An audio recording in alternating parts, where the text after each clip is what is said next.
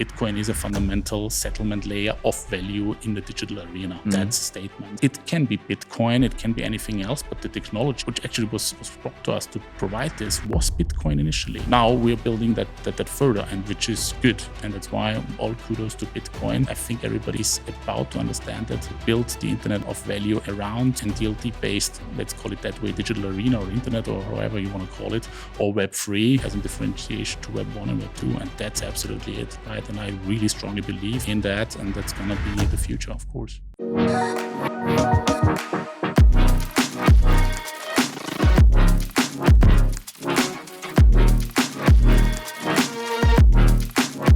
Hello and welcome to Let's Talk About Tech, your podcast on venture capital and private equity, brought to you by Venionaire Capital, the entrepreneurial partners. Today, we will speak about Bitcoin, crypto, the Web3, with Georg Brameshuber, CEO, founder of ValidVent, tax advisor, crypto advisor, Digital Asset Association Austria board member, and advisory board member of Blockchain Europe. Amazing to have you. Thank you so much for having me. Georg, you are a real crypto OG. Right, yes. An old gangster in the industry, a crypto regulation expert. Yes. Tell us a bit about your first contact with the crypto world. How did this whole thing start for you? Well, I mean, you said gangster now, and I think pretty much it is a gangster environment, or it was a gangster environment back then. Think back, what was the first use case of Bitcoin? It was Silk Road, right? So imagine you come forward with a new thing, which we call now Bitcoin, and it reaches adoption in an environment like Silk Road. Now, Silk Road in itself wasn't, explicitly a gangster environment. Just the people using Silk Road made it out, turned it into a gangster hole. Let's put it that way. But yes, back then, years 2015, 2016, around the Ethereum DAO, back then, of course, Bitcoin was pretty much a gangster environment, and you can still see the remnants today. Just around the corner here in Blumauergasse, there used to be an old Bitcoin OTC counter, right? It existed for 10 years until the Financial Market Authority shut it down in 2021. And if you walk around that area, you still see old grocery store around, where you see stickers with Bitcoin and Monero accepted here. It's still there. That's the origin of Bitcoin. And what was your starting point? I assume it was not criminal activity. No, it was not criminal activity. Back then, I was an assistant professor at the law faculty. Actually, the first question was, what to do with that in terms of tax and regulation. Back then, the European Court of Justice was pretty far-sighted, saying that every disposal of Bitcoin is not a taxable event. Look to the Indian crypto ecosystem, where you have a transaction deducted sales tax, so effectively a credit tax on each transaction.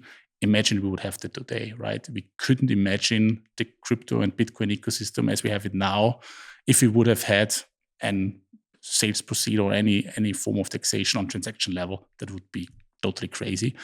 And back then in 2015, the European Court of Justice said, stop. If you use Bitcoin for transfer, disposals, and so on and so forth, that is not a taxable event, because Bitcoin has, in this case, the form and the function of legal tender currencies, which is even now 2025 a big statement. And imagine 2015, that was a bigger statement even then. And did you buy your first Bitcoin back then? I bought my first Bitcoin back then OTC.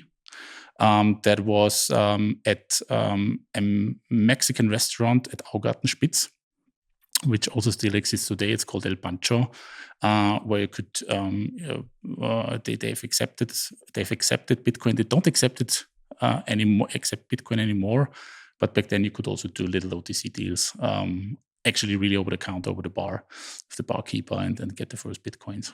Okay, and then Sats, I would say back then, Sats. Okay, so and back then you had this first touch point. You had obviously your first wallet, kept your first coin, and as an assistant professor, obviously you approach it from a regulatory perspective.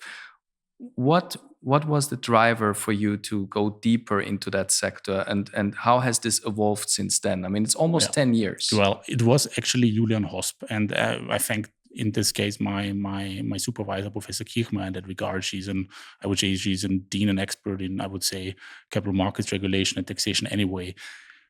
We had back then in the law faculty Julian Hosp, who is quite a figure in that space, and he was back at the time quite, I would say, a figurehead, bringing forward a new concept, which is a crypto card, right? He started an ICO where he raised, I guess, $70 million out of Singapore, with a very straightforward claim, right?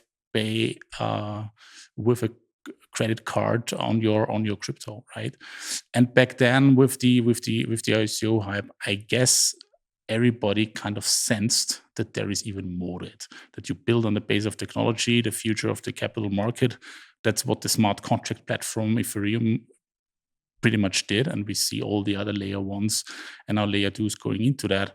And this even continues now, right? The further evolution of Bitcoin, for example, on how Bitcoin could play a role in that. What is the function out of it? How is traditional finance and capital markets move into that space? I guess that's pretty much the story also today, where further mass adoption is being reached, but it really kicked off back in 2016 and 2017, where everybody's interest got sparked by the ICOs, by the Ethereum DAO, and also the Ethereum hack, right? Which was quite a big of a story back then.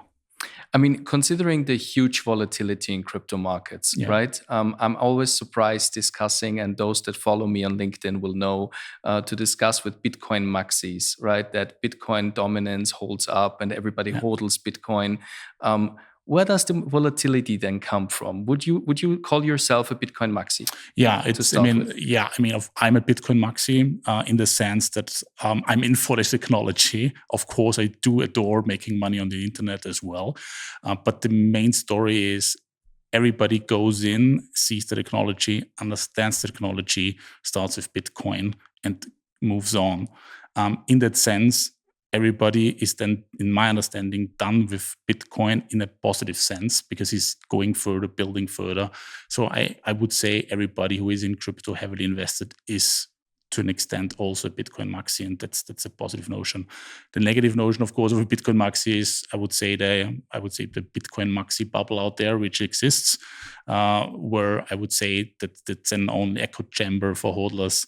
They are not, I would say, builders in the ecosystem, and not necessarily interested in building the ecosystem, the Bitcoin ecosystem, further. So that would be a negative definition. So I pretty much favor the positive definition. So are you then in favor of an Internet of Blockchains, of the Web3, and the emergence of new protocols and layers? Yes, absolutely. I think that's the fundamental novelty of what Bitcoin brings, right? Bitcoin is a fundamental settlement layer of value in the digital arena. That's a statement. It can be Bitcoin, it can be anything else, but the technology which actually was brought to us to provide this was Bitcoin initially.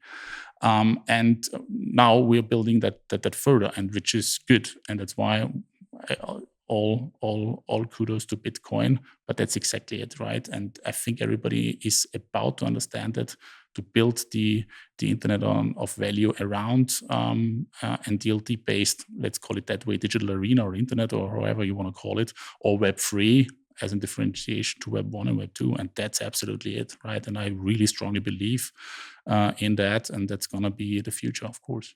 That's very interesting, because usually Bitcoin maxis that I speak with tell me there's nothing but Bitcoin, right? And the dominance is something you cannot ignore, which I would agree in terms of storing value, right? In terms of dominance. But as you said, the evolving technologies out of multiple other layers and use cases, they come from different baskets. Now, don't get me wrong, Bitcoin is Bitcoin, and nobody should ever touch Bitcoin. Don't get me wrong about that. I'm pretty crystal clear. Nobody should really touch Bitcoin. Not any nation, not any state, nobody should touch Bitcoin. Bitcoin is Bitcoin. But the question is, what do we make out of it? And Bitcoin is here to stay, and it's upon us to decide on what we do with Bitcoin. And that's fundamentally it. And of course, Bitcoin maxis you obviously speaking to, they have I would say, a rather defensive mode, right? I just hold it in my wallet. Okay, that's fine. But how do we exactly build the internet of value if we keep a digital piece of value in your own wallet, right? I mean, nothing's built out of that. So yeah, it's up to us to everybody's discretion, I would say. The US government made a huge announcement, right? So they announced that there will be a digital reserve. And in the beginning, they were speaking only about a basket of US tokens.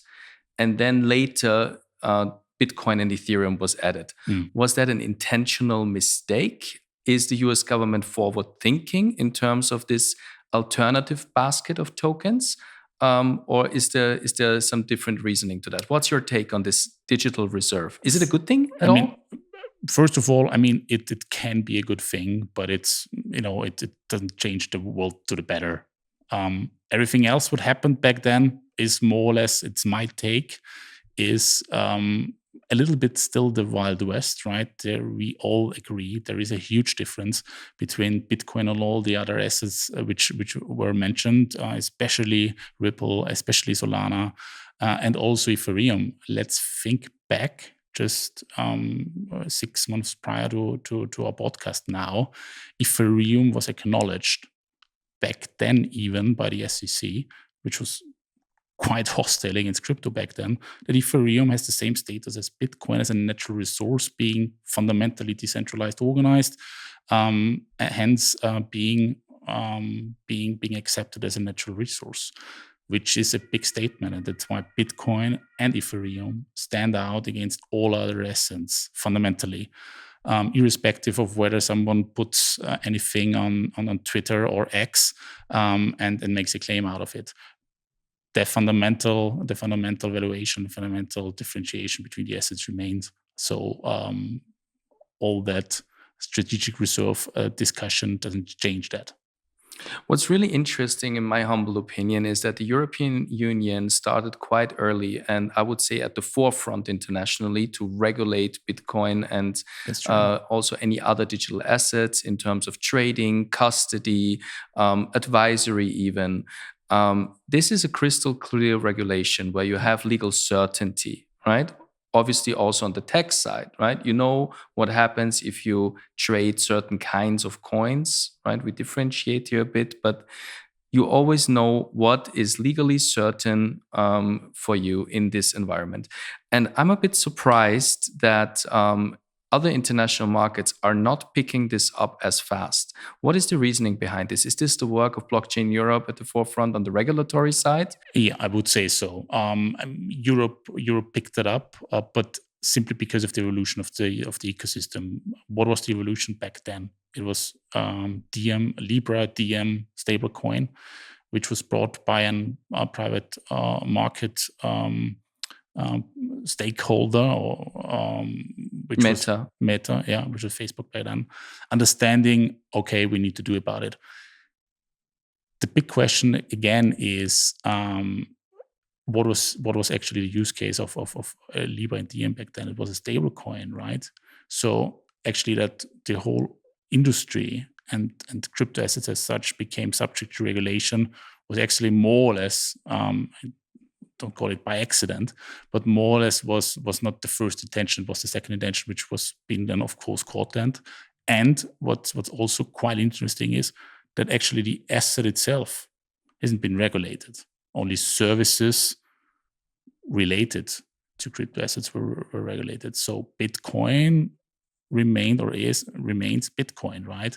It's a total different approach than any other ban which we see in China or other jurisdictions, or another approach by the current US governments to let out the Wild West and keep market participants punching each other on the markets in an I would say fairly unregulated and even abusive way.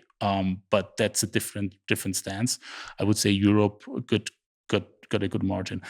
It's not everything perfect, of course, but we're getting there. I've spoken with Albert, unfortunately not yet on a podcast here, from AQ Forensics, Yeah, he's a very right? good expert. And he's an expert in hunting down criminals, Yeah. right, that have done on-chain transactions. Yeah. And what always amazes me when I listen to him is the huge amount, obviously, of people he catches, right? Obviously, together with police and the institutions you need to involve. But given the traceability, it always surprises me that people still use this instrument that is so clearly traceable by design, right, for their activities. And I hope that you learn something out of it and stop using this, because it's a wonderful technology that could actually change the world. And I want to flip to something more positive. Now, the Web3 as an involvement out of the Web2. The Web3 is always, I would say, referred a little bit as the Internet of Blockchains. There are certain solutions that would make more sense than it does today in the Web2. So, example, given the creator economy, some very obvious use case where today you upload a song on Spotify, you have to rely on statistics and then make a few bucks out of it. While you could use, I don't know, Royal.io, upload your song, and every time somebody listens or buys something, buys a song, you would actually get your reward. And this is not fraudable because it's purely on chain. Is this one of the major use cases today in the markets, or do you see others? Yeah, I mean, everywhere where the fundamental exchange of an application service is inherently provided digitally, that's of course a very good use case. Speaking very positively about the usage of the technology is, of course, finance, right? We are at the beginning of the adoption of finance use cases in DLT, right? Of course, decentralized finance is one piece of the cake, but that's definitely it. A second huge point is everywhere where intellectual property rights are being protected, as you've said, where any form of revenue collection and protection is being distributed. That's absolutely it. At the end of the day, a DLT is nothing else than also an immutable database at the end of the day, which lends exactly for gains in that areas where accounting or database entries are most important. That's absolutely for sure. Another good example would be everything which is on digital or online platforms in social media, everything which goes around the attention economy, or you add around that content or attention economy a fundamental layer, which we call a value layer attached to it, right? You can not only read and write, but also add in value to it. And that's exactly what we see with meme coins now, or with celebrity coins. The good thing is that you can start building and value on top of it. And that's one of the major, most important use cases I see. What kind of value could you possibly build on a meme coin? Forgive me the stupid question. The same value as Bitcoin has. Pardon everyone who is a Bitcoin maximalist is going crazy now. What he's saying now, the inherent value the meme coin could have, right? The person or the issue of the meme coin is attaching to that. So that fundamentally is, and the fundamental valuation of a meme coin is the network effect the meme coin brings, right? Where everybody of us is using social media on multiple platforms permanently. Now, what is getting your attention when you get up? Obviously, it's a meme coin at some point, or any meme coin. Tell me your meme coin which brought your attention. And that's exactly maybe it, right? They reach a market capitalization which is actually follower power. The whole new industry, the digital economy, relies on monthly active user, right? A meme coin puts that KPI, monthly active user, into a tangible number, which is market capitalization, where users are willing to buy into. We could also say shitcoin, right? A meme coin is a shitcoin, but they actually adhere and attribute value to it, and that's fundamental. Yeah, I mean, funnily enough, one of the main websites where you can create those coins is called pump.fun, right? Which I don't think is fun, because in the end, that's a casino. I think more than 90% are losing money in this, right? And I tell everybody that I'm not a buyer nor a believer of any of this meme industry Fair enough. plays. But that's a casino. That's an outright casino. And I think everybody who's going in there with a Is good gambling. sense of control is simply gambling. Fair enough. Gambling, if you say so, is also kind of a big use case of the digital arena. Absolutely. But that is gambling. That is a casino. That's something different.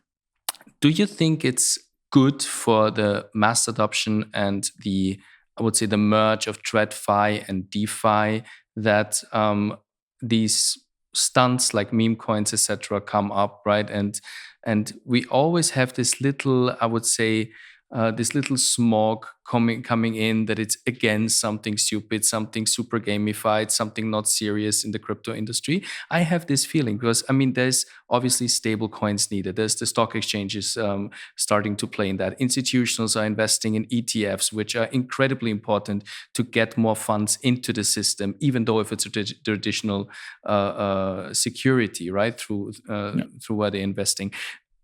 How do we get this mass adoption and seriousness into this, right? You wouldn't buy from a stock listed company a meme coin, right? They wouldn't issue that because they're serious. Yeah, but to be honest, I wouldn't also expect a meme coin at the stock exchange. To be honest, a meme coin is a meme coin, and it is what it is, right? The only thing which we should take at least a little care about is on whether a little threshold of investor protection at least should be met with enough transparency related to it, right? If someone is issuing a meme coin and it shouldn't be nothing else than a meme coin, then it should be flagged as such. Often, especially on Pump and Fun, meme coins aren't flagged as what they are, like being a casino or being a gambling environment. That I think is one of the major issues. But as long as you get what and you know what you get, if you get into it, I would say a sufficient level of transparency is reached.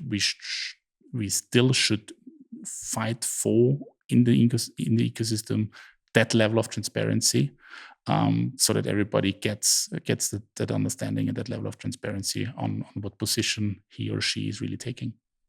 I think there will be a big discussion in the comments, I'm quite sure, because every new coin that evolves, right, in the beginning could be considered somehow a gamble, right? Because in the beginning, obviously, there's not a large distribution. You need to convince with your tokenomics.